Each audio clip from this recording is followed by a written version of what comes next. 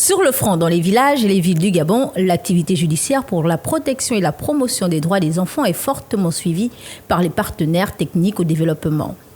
C'est ce qu'a récemment souligné le représentant de l'UNICEF pour le Gabon, Sao Tomé et Principe et la zone CEAC, le docteur Noël-Marie Zagré. Je voudrais relever ici le mérite du Gabon qui a signé et ratifié un certain nombre d'instruments juridiques des Nations Unies et de l'Union africaine.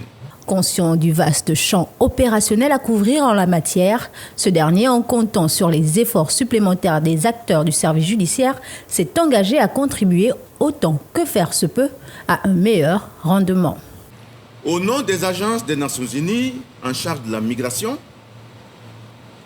de la traite et du travail forcé, je souhaite donc vous féliciter. Et féliciter toutes les forces de sécurité et de défense, tous les travailleurs sociaux qui sont vos partenaires de terrain dans la protection des filles et des garçons migrants. Nos services poursuivront notre engagement à travailler avec vous pour une meilleure continuité des services du parquet, des juges du siège, de la formation spécialisée en crimes transfrontaliers et des juges d'instruction en faveur des enfants, des femmes et des personnes dans le besoin d'une assistance judiciaire au plan national et international.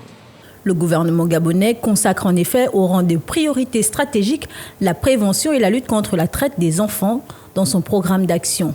Des efforts qui expliquent sans doute, selon l'UNICEF, la prévalence très faible du travail des enfants sur l'ensemble du pays.